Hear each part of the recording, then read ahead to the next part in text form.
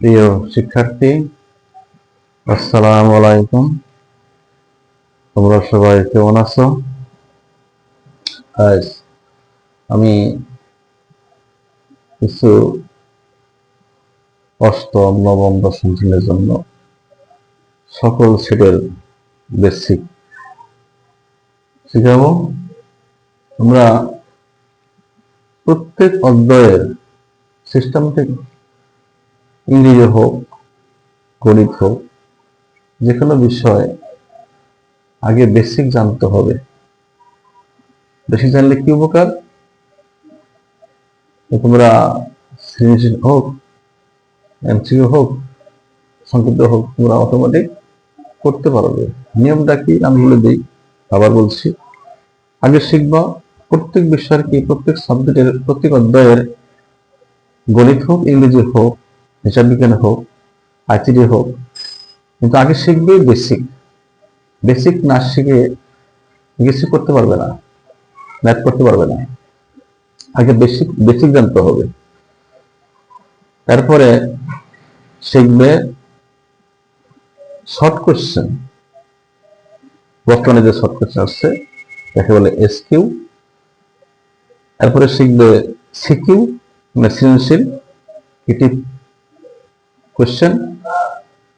তারপরে শেষে শিখবে এমসিকিউ।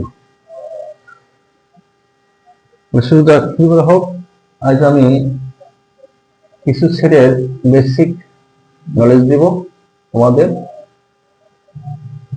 আমি আগে লিখে রাখছি, এই যে ইউ, যেটা ইউ এর মতো হবে সেটা হবে সংযোগ সেট। বাংলায় বলে সংযোগ সেট, ইংরেজি বলে ইউনিয়ন অথবা কাপ।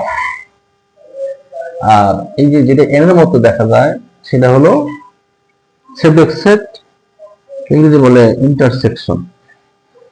আমরা দুটো সংখ্যার মাঝখানে যদি ইউ এর মতো দেখি তাহলে ওই লসকের মতো, আমরা লসক করছি যে ক্লাস 7-এ, হ্যাঁ, 8-এ, তো ওই ক্ষেত্রে তোমার লসকের মতো মানে কমন আনকমন নিতে হবে। তখন তোমার দুইটা সংখ্যার মাঝখানে যদি ইউ থাকবে তখন নিতে হবে উপরে উদ্দীপক মান দেওয়া থাকবে, তখন নিতে হবে কি আনকমন কমন সব। কিন্তু এই যে যখন থাকবে এন এর মতো, দুইটা সংখ্যার মাঝখানে যখন এন এর মতো থাকবে, একে বলে ইন্টারসেকশন, বাংলায় বলে ছেদক সেট, তখন নেবে শুধু কমন মানে গসাগু। মানে এই যে ক্লাস 8-এ যে গসাগু করছে সেই গসাগু মানে কমন নিতে হবে। গসাগুর মতো শুধু কমন, আনকমন বাদ দিবে। যখন তোমার এটা মাইনাস সেট, যখন তুমি দুটা সংখ্যার মাঝখানে যখন এই চিহ্ন থাকবে, মাইনাস থাকবে, তখন নিতে হবে কি শুধু আনকমন নেবে। শুধু কি আনকমন, কমন গুলো বাদ দেবে। এখন আনকমন তো দুটা অংশ থাকতে পারে, প্রথম অংশে দ্বিতীয় অংশ থাকতে পারে। তোমরা কি করবে? আনকমন নিয়ে কি প্রথম অংশে নেবে, আনকমন কি করবে? আনকমন নিয়ে কি প্রথম অংশে। এটা ফাঁকা সেট কেন? এখন দুটো সংখ্যার মাঝখানে আছে তোমার ছেদক সেট, এটা হবে কমন। কমন নাই ওই ক্ষেত্রে, লসাগের ক্ষেত্রে যদি মনে করো লসাগের ক্ষেত্রে দুটোর মনে কমন নাই, তখন নিতে হয় অন। কিন্তু এখানে তারা, এখানে হবে ফাঁকা সেট, ফাঁকা সেট, এটাও ফাঁকা সেট, তাকে বলে ওরি বলা হয়, ইংলিশে ওরি বলা হয়। ওরি অথবা ফাঁকা সেট, এটাও হবে এটাও হবে, যে কোনো একটা দিতে হবে। ক্লিয়ার? এবার আসছি আমার পি অফ এ। এই পি অফ এ, এটা পাওয়ার সেট। এটা করতে হবে কি, ওই ফাংশন আছে, ফাংশনের মতো এই ফাংশন করতে এটা ইউজ করতে হয়। এখন আসছে এ প্রাইম।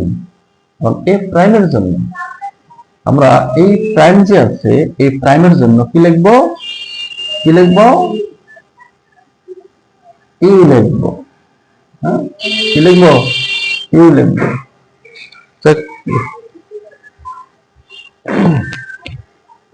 এটা সুন্দর হয় না?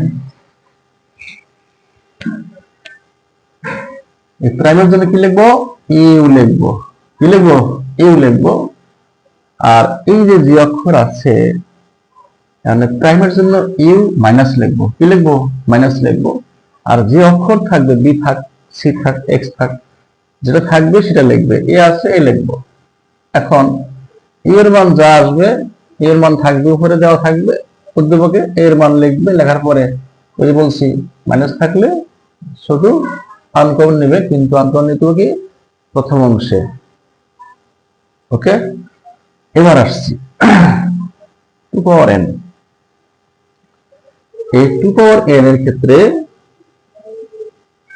তোমার উপাদান থাকতে পারে অক্ষর দিয়ে এ বি সি ডি, অথবা থাকতে পারে অক্ষর সংখ্যা দিয়ে 1 2 3 4 5 6 7 এভাবে অক্ষরের সংখ্যা থাকতে পারে, সংখ্যা অথবা অক্ষর থাকতে পারে। কিন্তু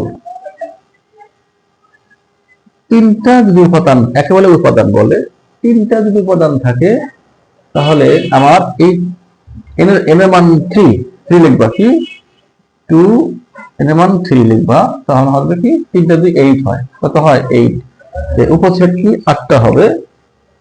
কিন্তু যখন তোমার এই এন এর মান যেমন উপাদান 4টা হয়, তখন হবে কি 2 পাওয়ার 4, তখন হবে 16টি। এবার এখানে যদি এটা প্রকৃত উপছেদ, এটা কি তার নাম কি প্রকৃত উপছেদ, তাহলে কি লিখবে 2 পাওয়ার এন এর মান যদি 3টা উপাদান হয় তাহলে 3 লিখবে, -1, 3 × 2 8, -1 কত হয় 7। এই 7 তোমার এটা প্রকৃত উপছেদ, কয়টি 7টি। তাহলে এই ছিল আজকের সেটার বেসিক। তোমরা এই বেসিক গুলো শিখবে, তারপরে অঙ্ক করবে। ওকে, সেটা হবে বাংলাদেশ।